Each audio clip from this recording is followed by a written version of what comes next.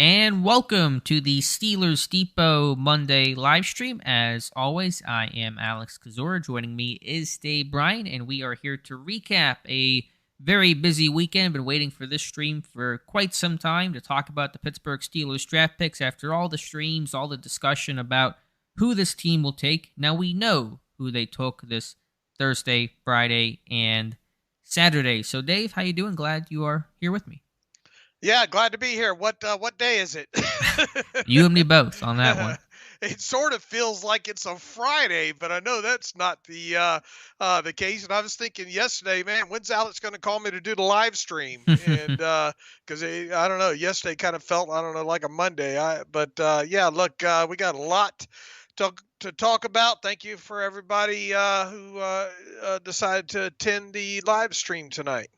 Yeah, so I'm sure you guys have a lot of questions. Again, just a reminder, if you're new here, Dave and I are here until 8 p.m. Eastern Time. So top of the hour, answering as many Steelers questions as we can. You may be extra busy tonight, so if you want to send a super chat, that'll guarantee your question gets asked and answered. Also moves you to the front of the line. No obligation to do so, but we appreciate it all the same. If you guys could at least like the stream, would appreciate that. Bring more people to it, and also subscribe to the channel for more content. You don't miss a stream. I'll have some draft recap videos, film room breakdowns, hopefully later this week. So we'll get in here with the questions, and we'll start off with the first one from Lumberzack94, who says, "Hey guys, big thank you and shout out to all of the Steelers Depot family for the amazing draft and pre-draft coverage. Thank you so much for that.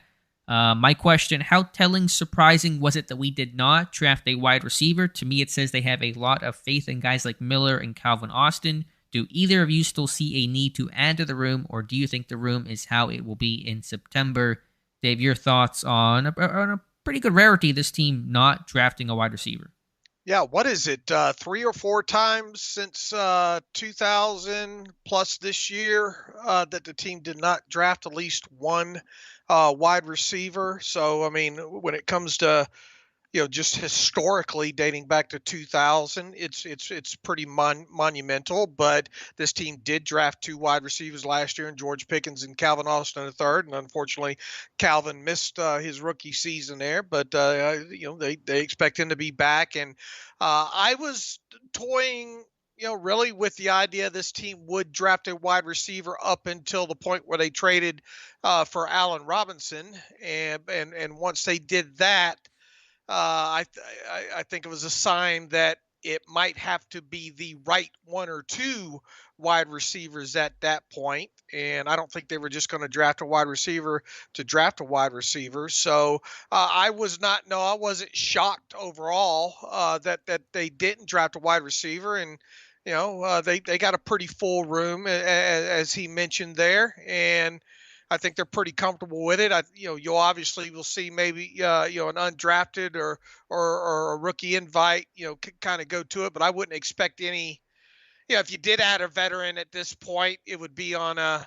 I mean, you just added Miles Boykin back to the room too on a 1-year veteran benefit deal. So if anybody else did come in with experience right now, it would probably be a lower tier type player, maybe one with some special teams ability that would be on another minimum benefit contract. So I think they probably like the room the way it looks right this moment.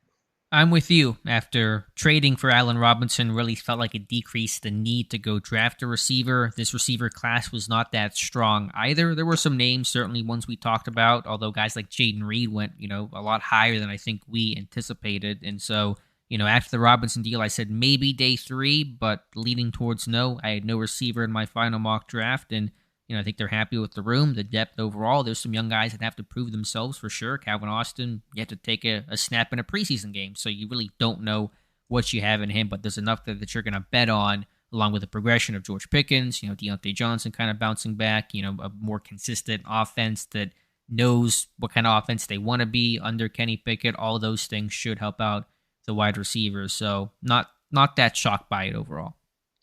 Real quick, shout out to David O, or David O, in the room.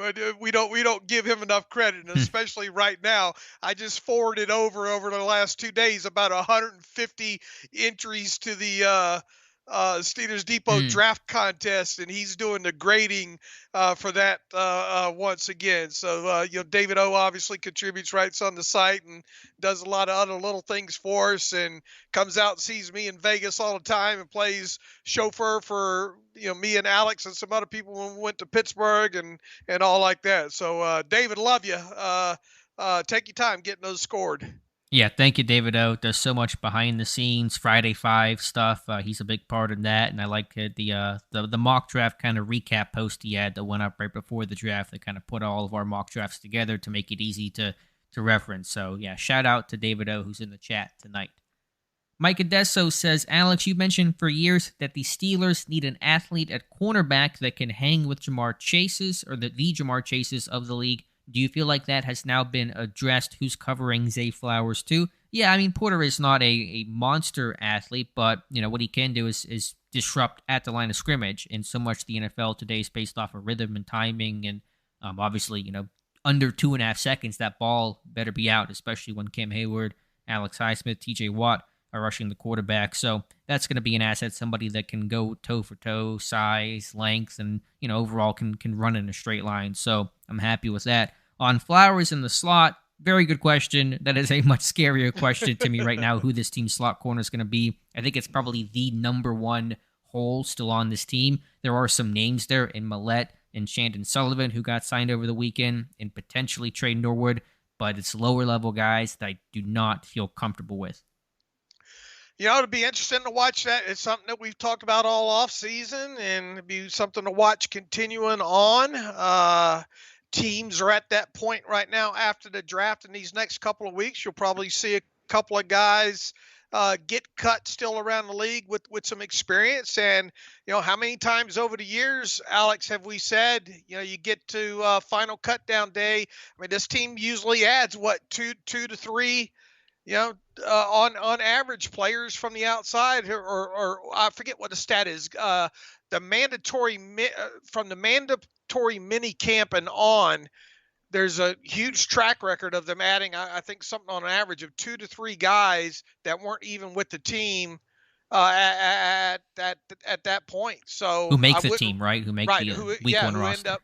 Who make the week one roster there. So that's something to think about, moving forward here and seeing how things move around the league and cuts. So, maybe that's something that we end up talking about, as we progress here. But it will be interesting to see some of these cuts, around the league after the draft, smooths off here, and see if there's anything to pick from there. But it is a huge question that I certainly don't have the answer for right now. Nor do I. $5 super chat from Justin Woolhandler, who says, will the Steelers keep 4 tight ends on the 52-man roster? That's 53-man roster, but point taken, all the same. The way that I kind of view it right now in my head is, last year they carried 3, but Derek Watt as the fullback. Watt is gone. I think we're going to see Connor Hayward play kind of more that Watt role, fullback role. This year, Matt Canada seemed to maybe hint as much. So if you kind of put them all in one bucket, 4 total out of fullback / tight ends, you could carry Freiermuth, Gentry, and Washington and Hayward and have the same 4. That's kind of where I'll have my initial roster prediction. That's, of course, way too early, probably in the next couple of days, but that's basically where my head is at right now. Yeah, I'm with you on that. And as I always like to say, as we go through this, on into the summertime here, is this thing magically has its way of working itself out, whether it be with injuries or whatnot. And I tell you what, there's you talk about fullback. I don't know how many of you stopped by Steelers Depot today to see the film room on Monty the Mullet out of Iowa there. After Jonathan Heitrader posted that, I need another cold shower there. That guy's a skull cracker back there. Darnell Washington and Monty Potter. Are you okay over there, Dave? Yeah. It's a lot of cold showers. I'm fanning myself. Got to turn the air down here. But look, there. Here's a good thing: is you're going to have a lot of competition, right? And we talked ahead of the draft about it would, if they got in a situation where they could add a big blocking tight end at some point during the draft, I didn't think that was impossible ahead of the draft. Little did I know that it ended up being, Darnell Washington. I figured he'd be off the board and all like that. So quite a gift there. But I mean, at least you got a lot of competition now. And, to answer the question, I think you could indeed see 3 true tight ends and a fullback and kind of move forward from there. Yeah, we'll see, but that's where my mindset is at right now. And that was Curly Top 19 saying Dave's taking plenty of cold showers this week. Yes, he is. 113 people in the chat. That is maybe a record to get to triple digits. So thank you guys so much for being here and joining the stream. And everybody who has liked the stream, please continue to hit that like button. Dave and I would really appreciate that. $5 super chat from Preston Shuttlesworth, who says, what do you think the reason is that the Steelers have not drafted well at cornerback in recent memory? Is it difficult to find players that can do what they ask? I don't think it's that. I think that's one reason why they've had trouble at inside linebacker, because they put so much on the plate of those guys. At corner, I would just say 2 quick things. A, they've never really invested a lot of early draft capital in corners. It was a lot of more mid-round type of guys, and so naturally your success rate goes down. They still whiff on those guys more than they should, where some of those guys would not even make the practice squad or not play anywhere else in the league and just totally, just botched evaluations. And then the second point is, and again, we're all kind of guessing. No one knows the exact answer, but it's the same answer I give when people ask me, why are the Steelers so good at drafting wide receivers? And I say it's because it's the same scouts that watched Plexico Burress and Hines Ward and all those guys that ended up watching Antonio Brown and Manny Sanders and Juju Smith-Schuster and those type of guys, because for the longest time, Pittsburgh scouting staff had very little, if any, turnover. And so you had the same eyes watching the same people. It kind of worked in the inverse. The same corners that watched, I don't know, whatever, Artie Burns watched Ricardo Coakley or whatever name you want to throw out there. Terrence Frederick, Shaq Richardson. And so it's probably just the same evaluation. It's kind of giving you the same results. No one knows the answer for sure, but those 2 components are my best guess at it. Yeah, and then when you do finally draft them in the early rounds, you reach for a guy in Artie Burns, who I can remember doing cut ups on him way back, and surprised that he wasn't even wasn't even a full-time player even in his last year. And then you see what happened to him. You see what happened. Sinquez Golson never got on the field. Yeah, I mean that was just bad luck. Right. Yeah, bad luck, injury, and that's why I say the times that you have addressed that position early in drafts, they haven't worked out that way, so maybe this time, hopefully this time will be different. Obviously you got, what many could even consider really a first round draft pick when it was 32 overall, and technically a second round draft pick, a guy that many people felt, would have gone in or should have gone in the top 20 anyways, and then you'd get a really a gift there in a measurable big guy with some nice tape in on Porter. Trice. Oh, Corey Trice. Okay. I was already drawing a blank on Corey Trice there, but yeah, look, I mean, it will be something if both these guys hit and stick, man. Can you imagine both these guys on the outside with that size and physicality, and the beauty of it too? You got Patrick Peterson in that room, who's also big corner and years of experience to kind of help groom those guys along the way there. So, I mean, even if you can get one of these guys to hit, it'd be massive based on history of this franchise here. And if you could somehow get both those guys to hit in the same year, I mean, you could be set for the next 3.5 years here. I liked what Grady Brown, the DB's coach, had to say. We look good getting off the bus. I mean, they do. That's going to be some intimidating type of figures out there for sure. A couple I'll read a super chat here in just one moment, but just kind of reading some of the comments. Daryl says Steelers Depot was in the Steelers war room with Omar. This draft really felt pretty predictable. I'm not really surprised by almost anything that happened over these last 3 days, Dave. Yeah, and the article Clayton put up just a little while ago, he did a very good job of the familiarity. What was the context that he used in there?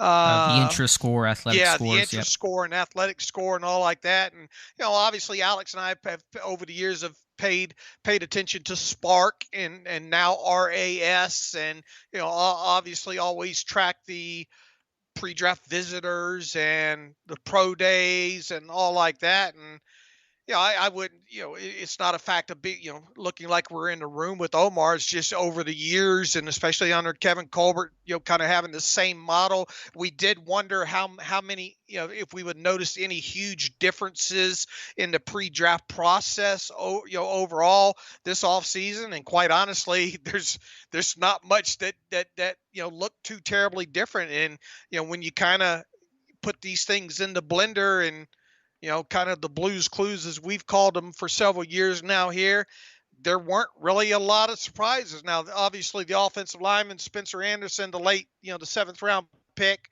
kind of came out of nowhere as far as a name goes. But, they did have a lot of interest in, center and guard capable type players. So positionally, that pick, the last pick in the 7th round there wasn't a huge surprise there. The name was a bit of a surprise there. So it was, from a limiting your amount of guesses. How's that? Because that's all we're doing here is we're guessing. Sure. We're trying. It's kind of informed guessing, if you will, and that does help you whittle down. I think in my mock draft, I chose the one person who I thought was the pick, and then 4 other players underneath that I considered, for a total of what, that's 35 players there, I guess, in total there. Those players were kind of educated, guesses based on a diminished group of players based on what we saw.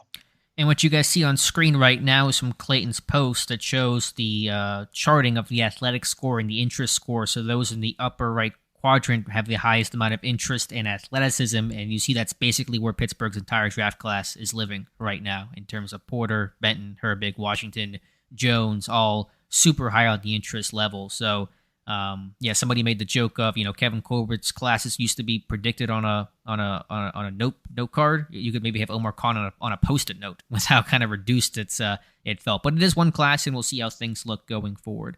And it did help the class when you get guys to fall like Porter and Washington too. Yeah, makes it easier. Absolutely. $20 super chat from our friend Double HH, who says, "Thank you, Steelers Depot, for the nearly live updates and thoughts throughout the draft via both audio and articles." Thank you, Double HH, for being here every single live stream and the super chat. We appreciate that and appreciate everybody who followed us throughout this entire busy draft process. All right, scrolling on up here back to the questions. James says, "Alex, do you think Porter would have been the pick at 17 if they could not pull off the trade? Gonzalez probably goes to the Pats at 14, and the Jets take Broderick at 15. I had said before the draft that I thought if it came down to Porter versus Deonte Banks, I would have them lean Deonte Banks, and so I'll be consistent and stay with that. But obviously, if Porter was the pick, nobody would have been surprised, including Joey Porter Jr. Yeah, it's hard to know for sure. Absolutely there, and I had leaned towards the end too, thinking I was buying. What I was doing is I was buying all that smoke about the Steelers love Deonte Banks. Right. A couple reports in his final couple weeks. I think La Canfora and Peter King had mentioned something. Peter King and all like that. So little things like that, you try to pay a little bit of, you don't want to put too much emphasis on it, but you pay attention to it as well there. I mean, it very well could have been Porter at 17 had they stayed put. However, I don't know, Anton Harrison ended up making it into that first round, didn't he? Yeah, Harrison went 26 to Jacksonville, so you never know for sure. Right, and all those, if assuming that the other tackles had been off the board and all like that, and they did bring in Anton Harrison, would they have stayed more true to the tackle position? So sure. It's hard. We're just guessing here. It's hard to say for sure. And I think I was reading Peter King's article this morning, the Raiders were actually considering Anton Harrison, I think at 12 or something to that effect. They were considering, I think, a trade down scenario because they picked at 7. Something to the effect of if they trade down, they would get Harrison at 12. So I think the league was higher on him than most people understood. Have a $5 super chat from Daryl who says, "Where will the Steelers OTAs be held in June? Keep up the great work, Alex and Dave." Just at their practice facility, the UPMC Rooney Sports Complex. So that's where they'll be held, and they'll have camp in Latrobe in July. And he give them the dates on that. Yeah, I was trying to find the article on that. The dates are down here, starting basically late May and running through their 3-day mini camp in June. All right, so scrolling back up here to the top, I'll go back to the homepage of the site. Mr. ABS, do the Steelers still trade pick 80 if Downs is not selected at 79 by Indy? I feel like they reached to that pick. Both gone. Who is the selection? Ravens took Simpson at 86. I wonder who was rated higher. Omar said Darnell Washington was top of their board when they moved down from 80. I mean, you never know for sure, but I'll take him at his word there. I don't think they would have taken Josh Downs. They did not show enough interest in some of those slot receivers. And I think they had to trade down from 80 to get that 4th-round pick, so they did not have an even longer wait on day 3. So I'm fine with how that whole thing transpired. Yeah, you guys got me got my head hurting after the draft. So many questions before the draft. Will they trade up? Will they trade now? Now we're wondering what they would have done had they not. I'm still trying to recoup from the actual draft at this point. Yeah, but I don't think, as you said, I mean, there was obviously the comment, to Downs at his pro day, and never seen him work something to the effect that, never seen a workout like that and all like that. But I mean, was that enough to tip the scale to make him the pick? I don't know. It's easy to look at these things in a rearview mirror now, but my bet would probably be no. Yeah, that was just one man's opinion. It was Dan Rooney Jr. that said that to him, but you have other needs, and you can like a guy's workout and he not be the pick. I'm sure that happened to many players throughout this process for Pittsburgh and the rest of the NFL. Michael Wu, do you think Colbert would have done anything differently in the draft? I love Khan's first draft as GM, but the board seemed to break really well for them. It did. Again, in terms of we love the unknown. We love to talk about the hypothetical and the unknown. I don't know for sure. Would he have traded down? I had the stat earlier today on Twitter that this is the first time Pittsburgh traded down since 2010. Colbert only moved down 5 times in his entire tenure in Pittsburgh, but I think he would have had the same calculation, honestly, at 80 and saying, we have pick 80, we don't pick again until 241, let's make a move here and recoup that 4th rounder we gave up to go get Broderick Jones. So I think he would have made the same move to go up to get Broderick. I think he would have made the same calculation to trade down, even if that was something he rarely ever did. I concur. All right, so there you go. That's the thought there. Jonathan Mason, I think Matt Canada is clearly the weakest link when it comes to the offense as a whole, but let's say this team wins 10 games this year based off of the talent. What's the chances he comes back? You guys love the hypotheticals. I don't know. It depends on how you win those 10 games. Do you win them all 10-7? Do you win them 35-30? His contract's up next year, so big decision time on Matt Canada. If you feel like the points per game have been up, the offense is making strides and taking steps, then he probably comes back. But it just depends on how do you get to 10 wins. Yeah, what does that offense look like? Does the adjusted net yards per passing attempt go up? Do the explosive plays go up? Are you running people's butts over on the ground? You had a great article. These days are running together. Bully ball, Mm-hmm. The onus. I'll say this. The onus has never been more on Matt Canada than it is right now, because you went out there and you've addressed the offensive line and free agency and a draft. You've gone out there and you've added a 6th offensive lineman, if you will, in Washington. You've got more experienced Najee. You've got a guy that can back him up in Jaylen Warren. You've got Kenny full off season now to concentrate on nothing but football and getting better. Pickens should be a better route runner this year. I mean, you get Calvin Austin on the field finally. I mean, you add a veteran and Allen Robinson to the. I mean, you start checking these boxes off like that, and you look back at. I mean, you should not just be better than last year. I Sure. mean, we should see noticeable gains in a lot of key advanced metrics here. And as you said, you know okay, you win 10 games and you're scoring 16, 17 points a game, that's probably not going to be enough to do it. Yeah, there's going to need to be substantial improvement. To me, that starts obviously points per game, 18.1 points per game last year, not good enough. 23rd ranked red zone offense each of the last 2 years as Canada's been the OC. That's not good enough. So what the marks need to be, I don't know for sure. This will not be, a top 5 scoring offense in 2023, but at least top half and hopefully better than that. Bruce Myers says, Alex, with the idea of getting your 5 best offensive linemen on the field, do you think the Steelers will try and move Daniels to center and put Herbig at right guard? Dave, what do you think about moving those guys around? No, I wouldn't. I wouldn't do that. Look, Mason Cole's not going to go to the Pro Bowl, I don't think, but I think he did a very more than serviceable job last year overall. I think you leave James Daniels at right guard. You let Sayamalu take over there at left guard.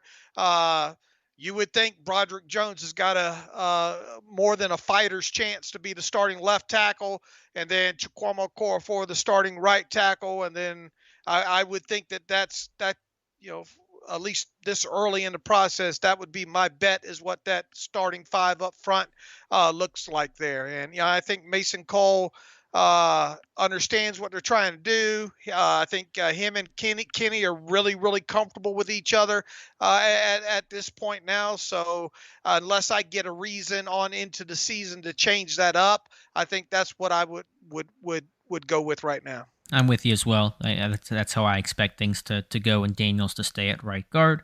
Connor V with a $5 super chat. Amazing draft coverage from Steelers Depot. Y'all do not stop. Keep it rolling. One question. What does a successful year 2 look like for Kenny Pickett? That's a good question. And again, I don't have anything as of the moment black and white to say. I think being more efficient and effective downfield, obviously improving in the red zone. You do want to throw more than 1 touchdown pass per game. Obviously just some of the baseline stat stuff that would indicate and suggest some better play. So I think probably just, pocket presence. I think he kind of would bail on rushes a bit too early. Obviously staying healthy, some of that out of his control, but some of the things he can work on, he's spoken to. So those are some of the things that come to mind when I think about, Kenny Pickett in year number 2. Look, I'm looking at his adjusted net yards per passing attempt stat from last season there, 4.70. Let's get that to 6.70 at a minimum. Right. Would that put him above league average, or what is kind of the league average number on that? If you're going, if you're going to have a chance to at least make it into the playoffs, I think it needs to be 6.5, 6.7, and okay. I'm using that as the floor. Right. Ideally, you'd like to get them, 7.1 or higher, obviously here. But I think that might be asking a little bit too much. Look, they're going to try to run the ball, right?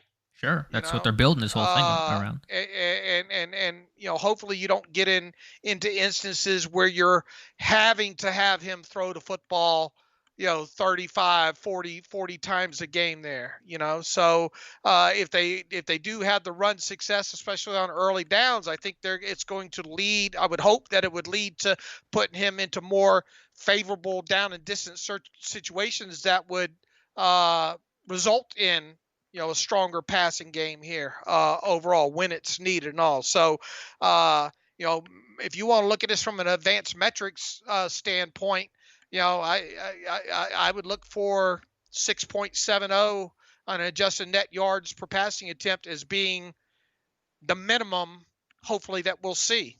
All right, we'll be tracking that number for sure, and we'll see how close he gets and hopefully surpasses that. 212 people here in the chat. Thank you so much. Really good crowd on hand for the first. And look, if you add those touchdown passes in the red zone, like you said, and if you add some explosive plays, and the turnover percentage is in line, that number's going to come up. It can't help but come up. And then obviously limit the sacks, because that number relies on attempts, touchdown passes, interceptions, yardage, obviously, and sack totals there. So, right. that's why I think that should kind of be the floor goal there. Sorry. No, you're fine. Yeah, thank you for everybody who's here in the chat right now. Mark Irish says, starting slot cornerback Akella Witherspoon, check the tape, and then says, have I considered Witherspoon as a slot corner? I really haven't, and at this point, and you can speak to it more than I can, Dave, Witherspoon just needs to be a cornerback on the Pittsburgh Steelers. We're not entirely sure how much longer he can say that.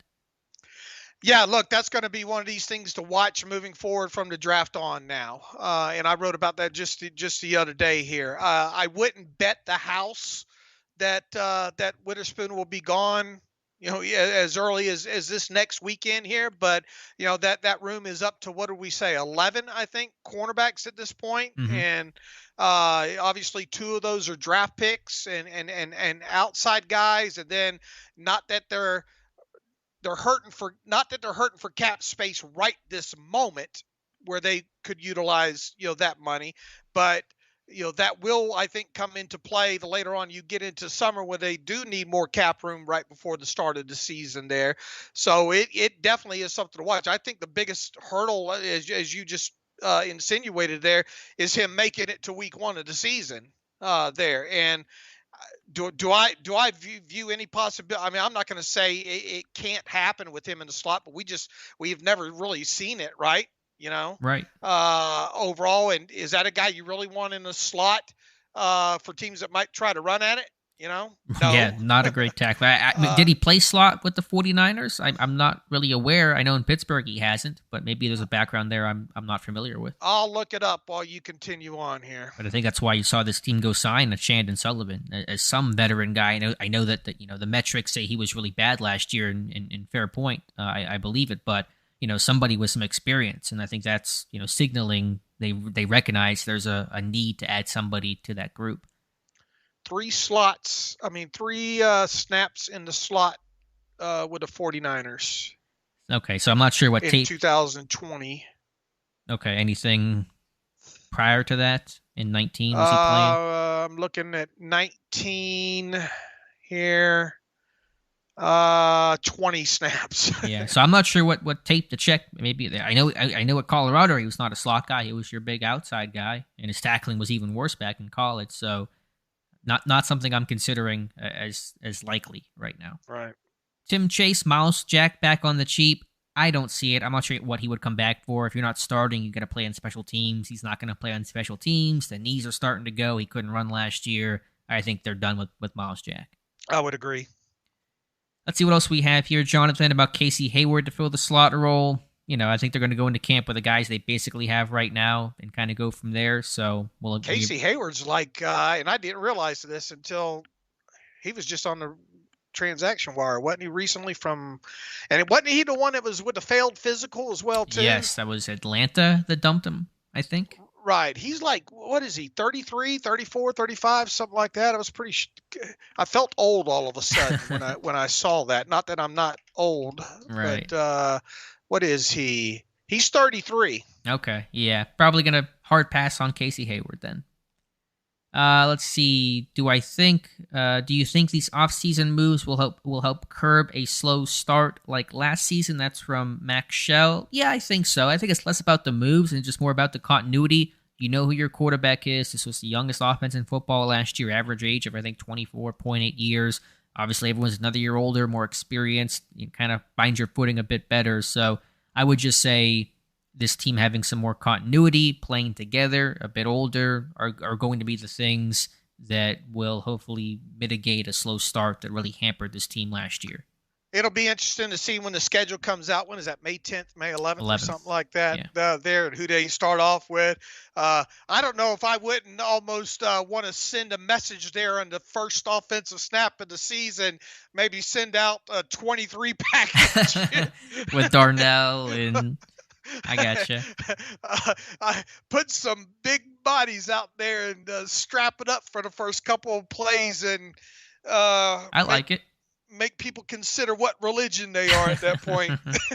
I'm with you. I like it. But yeah, I think hopefully, not having a new quarterback, adjusting to your system, quarterback that's been with this team, unlike what you had last year with Trubisky being your starter, those should all be things that hopefully will prevent that really slow start from occurring.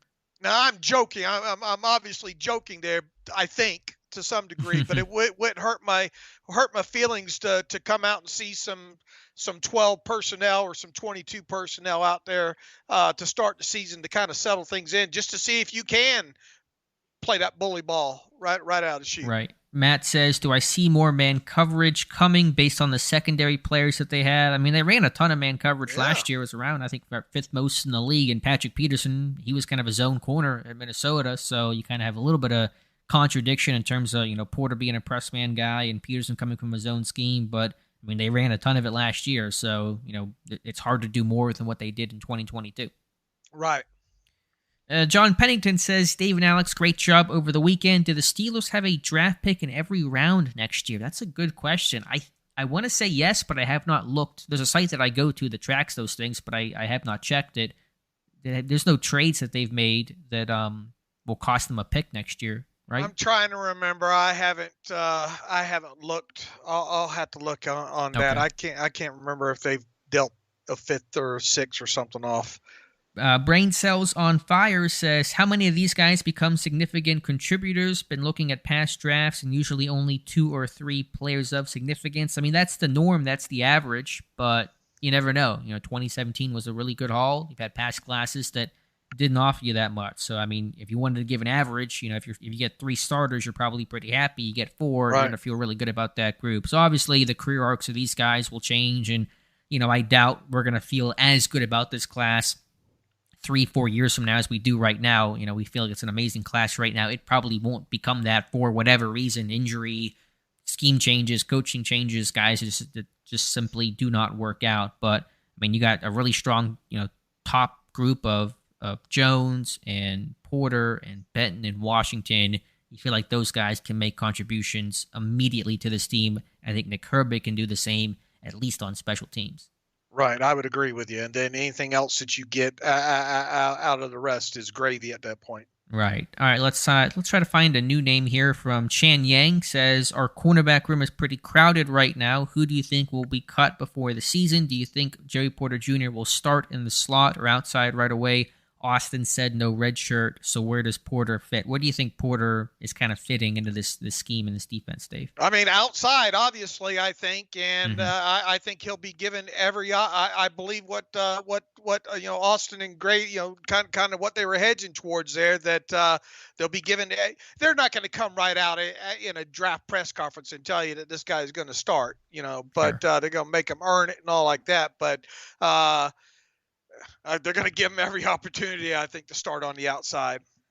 Yeah, I'm trying to figure out how it might look in sub packages because you kind of feel like you have a bunch of outside corners right now, but he's going to play. There'll be an immediate impact there. And again, Witherspoon in danger making this team. Pierre's going to have to earn a spot. So those are kind of names that are on the bubble right now. But Porter's definitely an outside guy.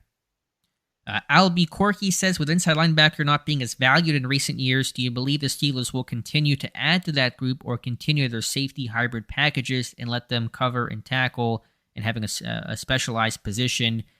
Yeah, it's tough because, again, Pittsburgh asks a lot out of their guys. So you're trying to find those guys that can do it all. And obviously they've not had success doing that basically since Ryan Shazier got hurt. So I don't know for sure. I think this year Cole Holcomb will be the 3-down linebacker.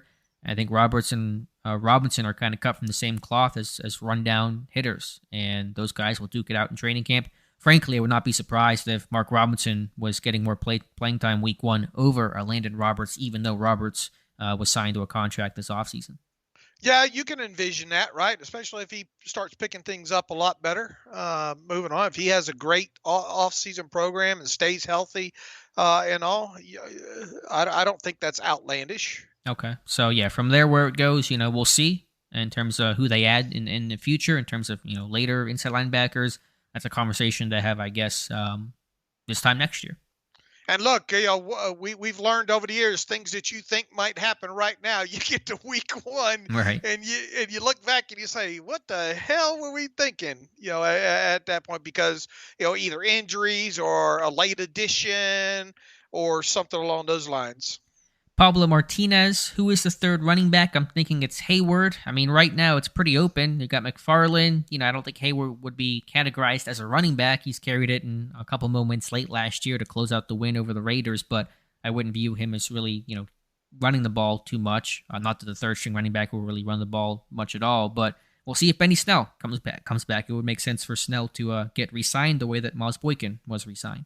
And I think I think maybe they like some things Master T can possibly do, and maybe he can give you something on special teams, right? Yeah, he had a nice camp until he broke his ankle or rolled his ankle, whatever it was last summer. So it sounded like a NASCAR. It sounded like a NASCAR reference. It was running good until we blew an engine. The literal wheels came off for Master Teague. Yeah, for sure.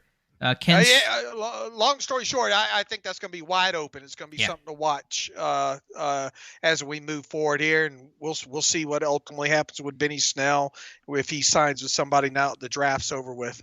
Yeah, you're seeing that movement today already with Billy Turner getting signed by the Jets, other guys coming in for visits as that comp period has wrapped up, and so teams are now kind of going through that next wave of free agency. Ken Sterner says would love to see Justin Houston added to the linebacker group. He's getting pretty old. I know he had good production last year, but it was like the first half of the season, and then the legs got tired, and he didn't have a sack over his last 7 or 8 games. So adding a veteran edge guy, I'm with you. I would not be surprised if Pittsburgh did that. They have 87 on the roster right now, so there's 3 open spots. They're going to, of course, add to that, I assume, before OTAs begin. So that makes sense. I don't know if Houston would be the best name, though, but I mean, I could see it happening. That's another thing, talking about slot corner and all. What's going to happen here after the draft with some of these teams? Maybe cutting loose a guy, that you could use. So, once again, and we saw this team add, who was it? Casey last year, right after the draft. Mm-hmm. And I firmly believe they're going to be watching this waiver wire close here over the course of the next couple of weeks to see if maybe they can fill a couple of those holes there. Yeah, I expect them to at this point. Omar Khan has not been shy about shaking up the bottom end of this roster. I think that continues with somebody else here over the next couple of weeks. $5 super chat from Larvul, who says, I'm excited about the draft, but so worried about Matt Canada. We have to score points. We can't rely on defense for turnovers. What do you think changes? A fair concern, a fair critique. I mean, hopefully, again, the continuity, knowing that Kenny Pickett is your guy, there's no battle, there's no newness to a quarterback you just brought in, the way that there was with Trubisky last year, learning your system. Pickett year 2 jump hopefully will be big. Same with George Pickens, Jalen Warren, the O-line improving.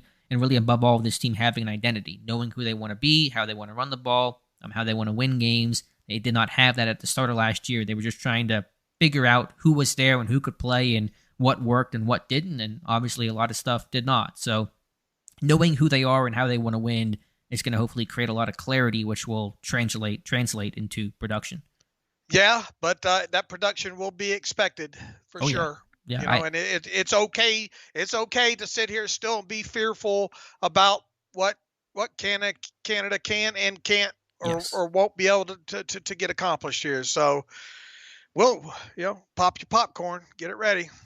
You're right. I mean, I'm not saying I have much confidence. We'll wait and see. And as soon as the news came that Canada was going to be retained, I had the article that said it's time to land the plane, Matt Canada. That's Mike Tomlin's phrase, land the plane, basically meaning get it done. No excuses, no this, that, no, we're trying to figure stuff out. You have the pieces in place. You got to make it happen. Otherwise, you will not be OC in 2024. All right, let's see what other questions we have here. About 15 minutes left, so be sure to get your last second questions in. Tanner Kramer, I love Connor Hayward as much as the next guy, but how soon can the Steelers get Monty Pottebaum in some I formations? Yeah, that is as old school as they come. It's got to make the team first. Getting warm in here. But his tape is a lot of fun, and Jonathan did a great job writing up that report. I would show you guys the clips, but I might get copyright striked if I was showing you guys the stuff, so I don't want to do that. But I'll pull up the headline of the article here so you guys can check it out on Steelers Depot. Let me go ahead and just pull that up, and then you guys can go to the site after the stream and check it out. Logan was asking about edge free agents as well. I have not looked at a list, to be honest, Logan. I'm not sure how many names are out there and who all is out there. Justin Houston was mentioned. I think somebody asked me. Is Yannick still out there or no? Did he sign with somebody yet?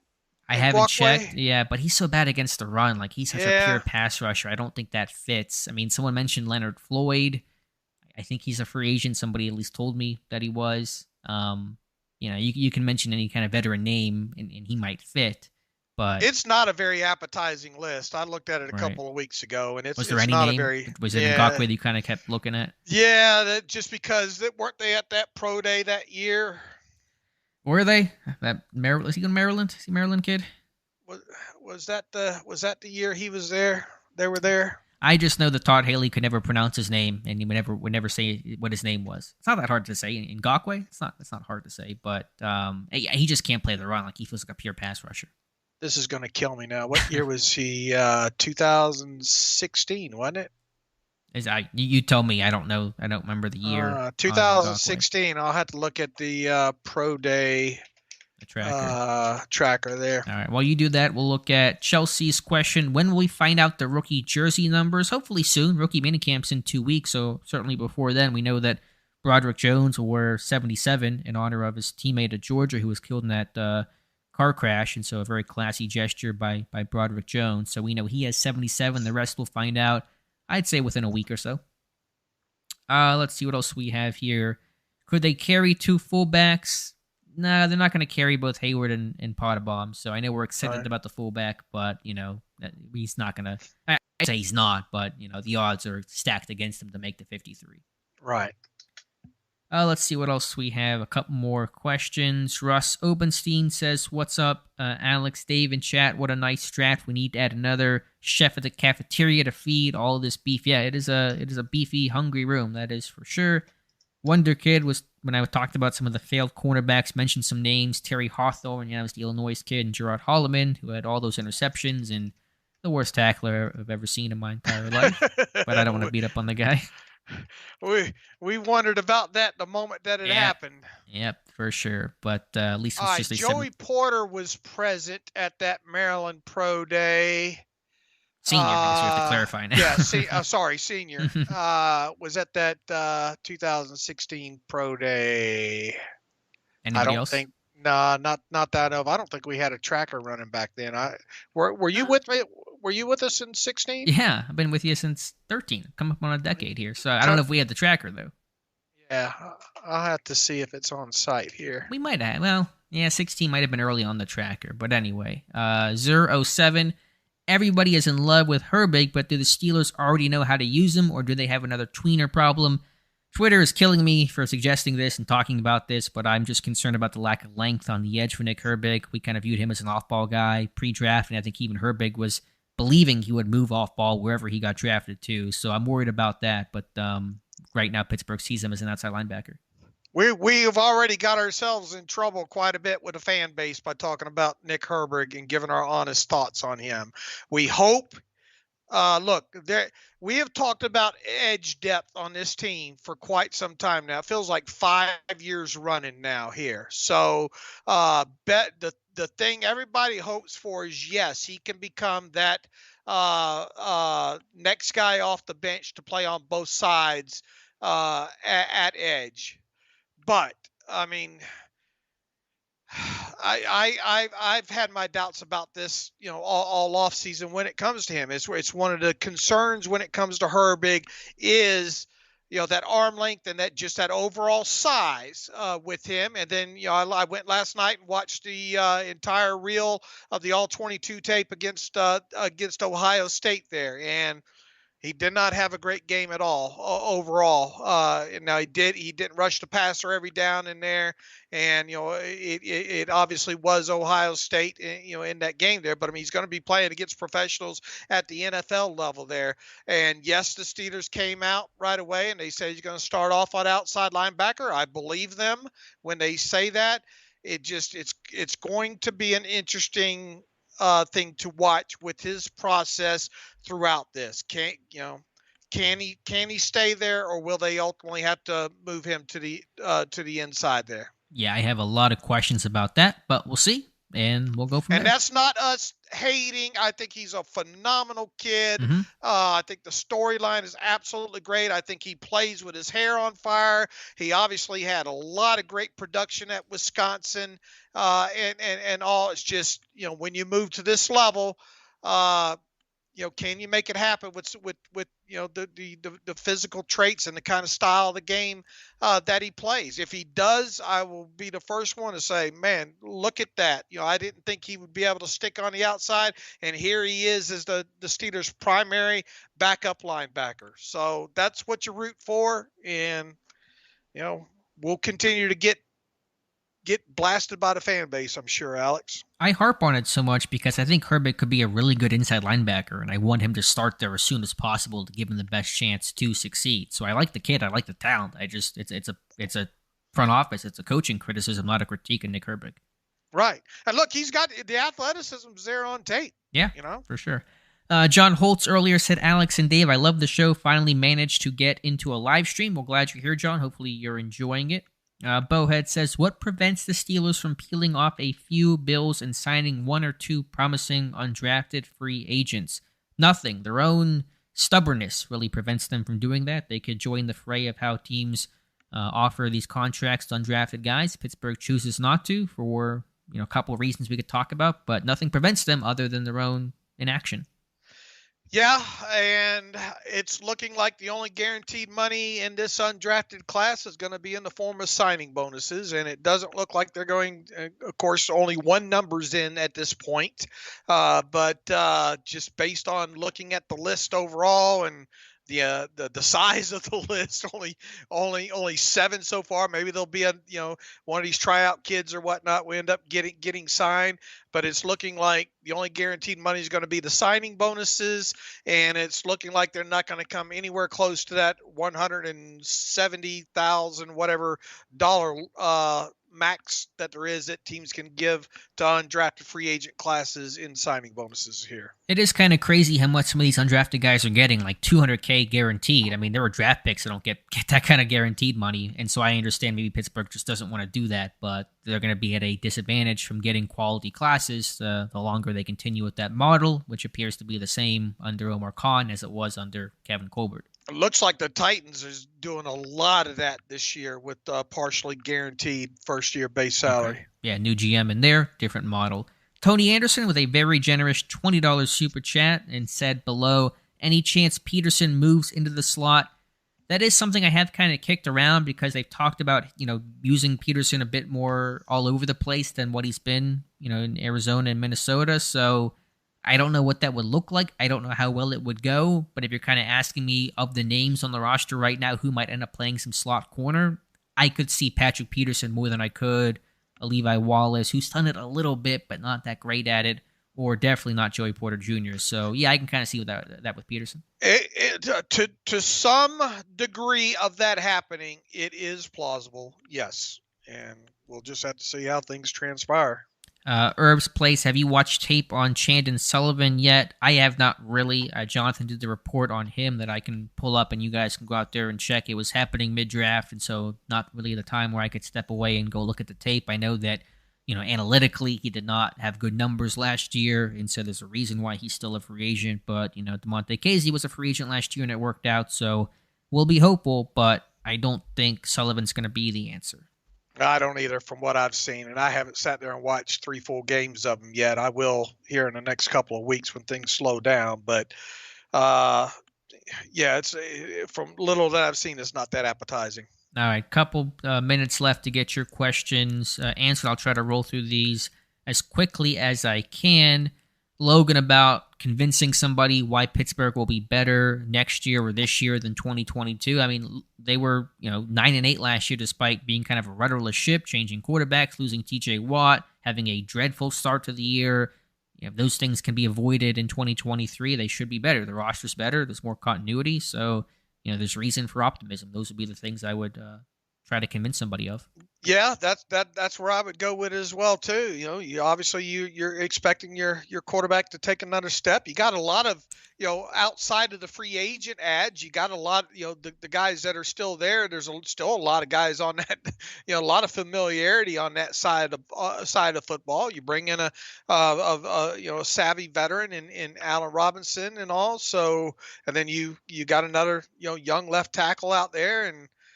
Big old tight end to help with the blocking out there. So that alone, if you can convince yourself that this offense will take, not just a tiny step, but a pretty significant step. I'm not saying they got to be top 10 in the league, but probably, if you can be middle of the league or slightly better, then that I think that should resonate in the win column.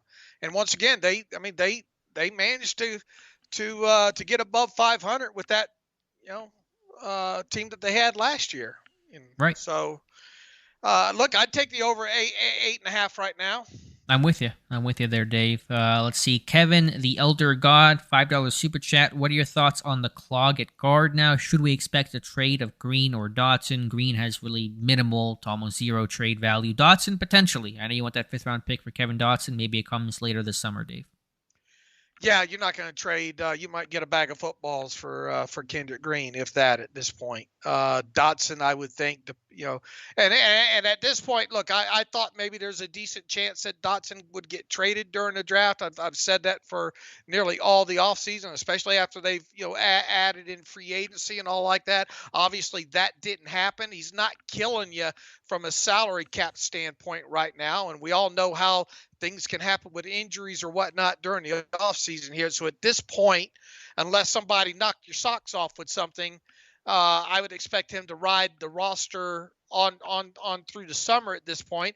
And then if everybody stays healthy and he has a good, training camp overall or preseason and all, maybe there's another team out there that right before you get to cut down, they say, look, do you want him for a 6th round pick or 5th round pick, or either that, or you're going to have to compete with him, with other teams on the wire or whatnot, much in kind of the same light that the Steelers have done on the other side of acquiring players right before season starts. So I think it's still plausible that Dotson might get dealt later on in the summer. Sure. Some team loses a guard, wants somebody last second. I can see that. Nick and Rob had questions about slot again, about Norwood and him having experience there as a rookie, and same with Wallace. Yeah, I think Wallace did it a tiny bit, and Norwood did it, more his rookie season. Norwood just has to make the team right now, coming off, I think, a disappointing sophomore season. He is a candidate, though. It is somebody to mention, and if he can kind of put himself back together, then that might be an option there. And then with Wallace, he played in the slot in some twin receiver sets with some empty stuff last year. Just did not look that comfortable doing it. I think against Buffalo or Philadelphia or somebody, really did not have a good game trying to play inside. Let's see what else we have here. I think for his career, just over 100 snaps, it looks like, in the slot for Levi Wallace. Okay, so a little bit, but something that is a pretty small percentage of his play overall. Eddie Spaghetti, is Mason Rudolph coming back? No, I wouldn't count on it. I don't expect Mason to return. Yeah, I would imagine his best course of action now is if he doesn't get signed by a team here within a week and a half or 2 weeks, is just to wait a little bit longer to see if any quarterback rooms get shaken up by an injury moving on into the summer. I don't think he'd be back in Pittsburgh. David O, any XFL or USFL guys you have your eyes on? They'll probably get a quarterback from there. I don't know who. Probably somebody like that tackle from, I forget what team he is, the pit tackle. And so maybe that's something to St. watch. Louis, yeah. St. Louis, the Battlehawks. Yeah. But I don't have any really, Hakeem Butler's had a nice XFL season. He probably gets back into camp this summer. I don't know if it's Pittsburgh, probably not, but I know Hakeem Butler's kind of been making some plays.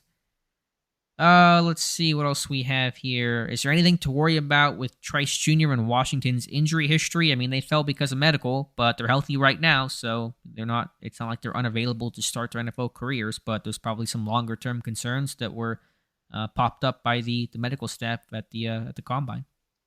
Jared Jones-Smith is the guy that I wrote about several weeks ago out of the old Pittsburgh product, who's last time I looked, it's been a couple of weeks, obviously with the draft coming and all like that, that seemed to be having a really good season for St. Louis in the XFL. So maybe that'll be, they need to add to that room. I'll tell you what, because even after the draft here, you only have 4 tackles now, and you're going to need at least 6, possibly 7 by the time camp rolls around here, and there was none on that initial 7 of undrafted free agents, I don't believe, and I don't think any of the visitors or the tryout guys, I don't think none of those guys have been tackles, have they? No, I mean there will be some, but not Right. just not known yet. Yeah.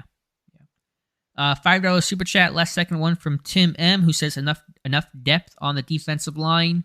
Yeah, I think at this point you're probably pretty good. You know, you check on Wormley, see how the rehab's going, but at this point, I think you're solid. Yeah, I think they're in good shape. Larval asked about, will Dr. Mel have reports on Washington and Trice? Yeah, she will have that as part of her series a little later in the week. So she'll give us her thoughts there. And Charles D asking, is the quarterback position settled? 1 and 2 is. It's Pickett, Trubisky. Number 3 is wide open right now. Technically, well, I mean, there are only 3 quarterbacks on the roster. Tanner Morgan is right now your number 3. So they're going to add a 4th. I think probably veteran guy, probably XFL guy, and you go from there. Right. All right, let's see what else we have here. Anything else really quickly? Antonio wants Darnell Washington to wear number 0. Will he get 0? Do you think Washington will wear 0, Dave? I don't know, but I'm with him. I'd like to see it. Who asked that, Tony? Yeah, that was Antonio asking that. Antonio, yes. Yeah, I'm rooting for it, Antonio. I'm not sure they'll give it to him, but I'm rooting for it. Me too. So we'll see if Rooney allows it. I think it'd be pretty cool overall. So anything else as we kind of wrap things up here, and appreciate you guys being here tonight. A really strong turnout for the chat for the live stream. Does Leal get kicked outside? What's his role? I don't know. I'm still unsure about. We tried to look at a picture today on him and determine what his weight is. You said what? 270, 280? Yeah, I might be a little light there. I think the consensus in our DMs was what, 275, 280. Yeah, I'm bad at these. He was wearing a big hoodie too, so it's hard to tell. But right. I'm trying to do everything I can because I would love to know what Leal is on the scale right now. And Jason says, hello, Dallas, is Benton eventually going to be more of a 4-eye guy? Yeah, I think he can play up and down, but he played a lot of nose tackle later in his Badgers career. Will begin his career at more nose tackle, but there's definitely flexibility there. Yeah, and I think a way to get him on the field is right there in the middle initially there, and then slowly bring him along from that aspect. So I think it's possible that the more he gets in, in the system there and knows what he's doing, I think you could see him start moving out. Let's see. Russ is Wormley signed. No, he's still a free agent, rehabbing from the torn ACL. Chris is asking about any thoughts on Trice at safety. I thought he might go back to safety in my pre-draft evaluation, so they'll try him a corner, and I think safety's kind of the backup plan with Corey Trice. All right, so that's going to wrap up today's stream. Appreciate you guys being here again. Tremendous turnout. Cannot thank you guys enough. Be sure to subscribe to the channel. We'll have more live streams and some video breakdowns on this draft class that I have planned, and hopefully later this summer a full breakdown on Kenny Pickett's rookie year.